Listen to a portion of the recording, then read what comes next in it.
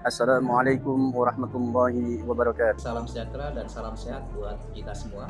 Aku ciptakan jin dan manusia tidak lain yaitu untuk beribadah kepada. Bulan Ramadan adalah bulan yang sangat istimewa. Dan penuh keimanan dan mengharap pahala dari Allah Subhanahu wa taala. Rasulullah Shallallahu Alaihi Wasallam bersabda, "Wahai orang-orang yang beriman, Qala talabul ilmi waridatun ala kulli muslim." Setiap masalah bukan untuk menjatuhkan, tetapi untuk mendewasakan. Melindungi kita dari api neraka. kunci keberkahan itu ada pada ridho orang tua dan ridho guru. Berbakti kepada ibu merupakan kewajiban utama kita dalam ajaran Islam. Untuk jujur, pentingnya menjaga iman dan akhlak di era modern. Era modern ini Bulan puasa Ramadan bukan sekadar menahan lapar. Puasa mengajarkan kita untuk menjadi lebih baik di bulan suci Ramadan ini. Ada satupun di antara kita yang tahu kapan ajal akan tiba. Al-Quran menjadi penjaga agar puasa kita berkualitas dan sekedar menahan lapar dan haus. 4. Menyebut malam Lailatul Qadar, Yaitu malam yang lebih baik daripada 1000 bulan. Kecuali orang-orang yang beriman dan mengajarkan amal saleh. Bahwa puasa bukan hanya soal perut, tetapi juga akhlak dalam. Maha suci Allah, Ia telah memperjalankan hambanya dalam suatu malam, menjaga lisan, menjaga hati. Hudal linas wa bayyinati minal huda wal furqan. Orang yang benar-benar bersyukur, orang adalah orang yang tahu berterima kasih. Allah akan menutupi aibnya di dunia dan akhirat.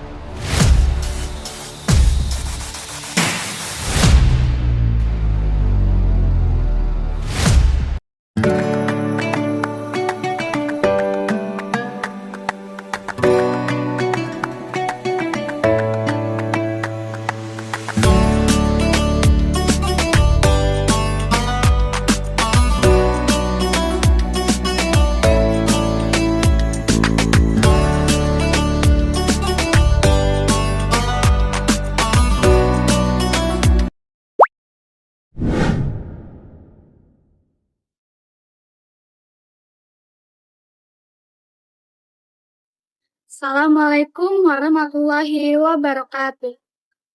Alhamdulillahirabbil alamin. Wabihi nasta'in wa ala uqubatil wassalatu wassalamu ala asrofil anbiya'i wal mursalin wa ala alihi wa sahbihi ajma'in, amma ba'du. Puji dan syukur kehadirat Allah Subhanahu wa taala yang telah memberikan kita nikmat iman, nikmat Islam, dan nikmat sehat sehingga kita bisa berkumpul di tempat yang penuh berkah ini. Teman-teman dan hadirin yang berbahagia dan dimuliakan oleh Allah Subhanahu wa taala, jika kita berbicara tentang agama, seringkali pikiran kita langsung tertuju pada ritual ibadah, antara lain salat, puasa, zakat, dan haji.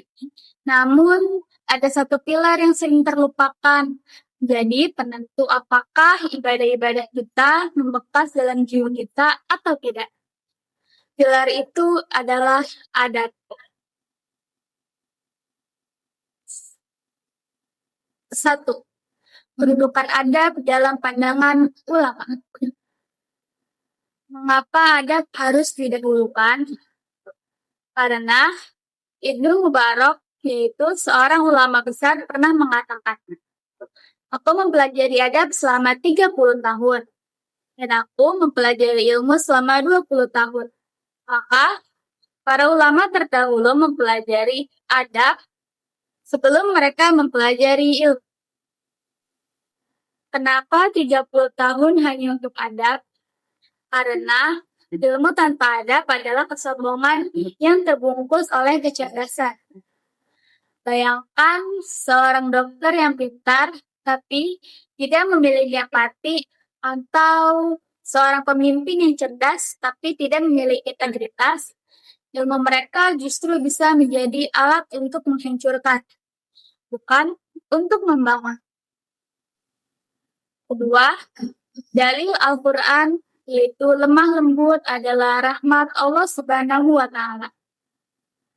Allah Subhanahu wa taala menegaskan betapa pentingnya sikap santun dalam berdakwah dan berinteraksi. Dalam Quran Surat Ali Imran ayat 159, Allah berfirman kepada Rasulullah Shallallahu Alaihi Wasallam, maka berkat rahmat Allah, engkau Muhammad berlaku lemah lembut terhadap mereka. Sekiranya engkau bersikap keras dan berhati kasar, tentulah mereka menjauhkan diri dari sekitar. Ayat ini adalah tamparan keras bagi kita yang merasa sudah memiliki ilmu agama, namun tutur katanya kasar, suka mencaci, dan merasa paling benar sendiri. Jika Rasulullah SAW yang sudah dijamin surga saja diperintahkan kafir tersebut, lantas bagaimana dengan kita? Ya, adab kepada orang tua dan adab kepada guru sebagai kunci keberkahan. Ilmu yang berkah bukan ilmu yang sekedar diingat di kepala, tetapi ilmu yang berkah adalah ilmu yang bermanfaat bagi dunia dan akhirat. Kunci keberkahan itu ada pada ridho orang tua dan ridho guru. Seperti dalam Quran Surat Luqman ayat 14, Allah menyandingkan perintah bersyukur kepadanya dengan syukur kepada orang tua. Bersyukurlah kepadaku dan kepada kedua orang tuamu.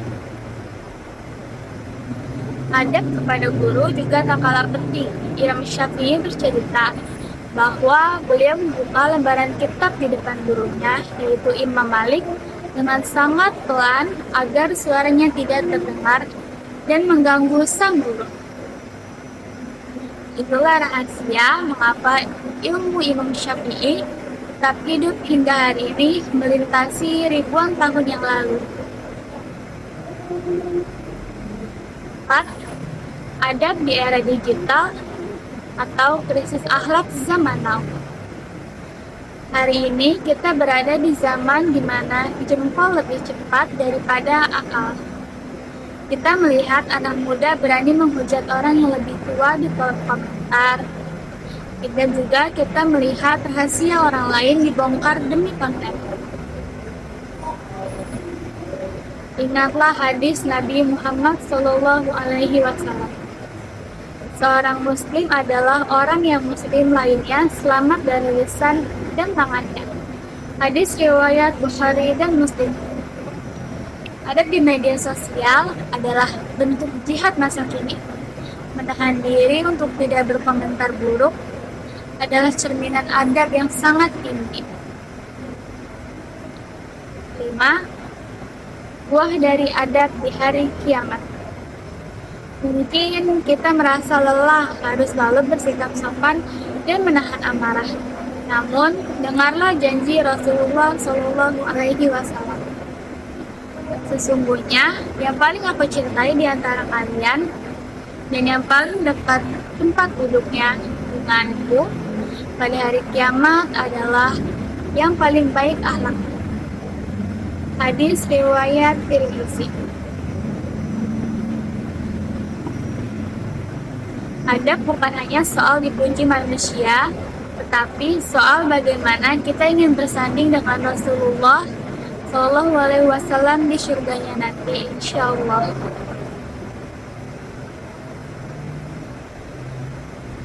Teman-teman dan hadirin yang saya hormati, mari kita perbaiki cara kita berbicara dengan ibu kita, cara kita memandang guru kita, dan cara kita berinteraksi dengan sesama di dunia nyata maupun di dunia maya. Ilmu bisa dicari di buku dan di internet, tetapi adab hanya bisa diraih melalui latihan jiwa dan ketulusan hati.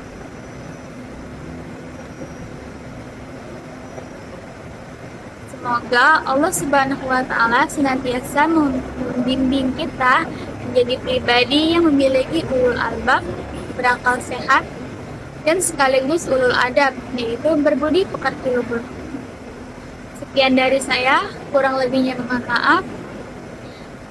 Semoga apa yang saya sampaikan bisa bermanfaat bagi kita semua. Assalamualaikum warahmatullahi wabarakatuh. Assalamualaikum warahmatullahi wabarakatuh. Bismillah walhamdulillah wassalatu wassalamu ala rasulillah. Amma ba'du. Kami atas nama keluarga besar Yayasan Tarbiyah Islamiyah Al-Alawiyah Satria mengucapkan selamat menjalankan ibadah puasa di bulan suci Ramadan 1447 Hijriah. Pada kesempatan kali ini kami mengajak kepada seluruh warga Satria, mari kita sukseskan sistem penerimaan murid baru SPMB Yayasan Satria dari jenjang MI, NTS, dan SMK. Terima kasih, semoga apa yang kita harapkan bisa terwujud. Sukses, sukses, sukses untuk Satria. Terima kasih. Assalamualaikum warahmatullahi wabarakatuh.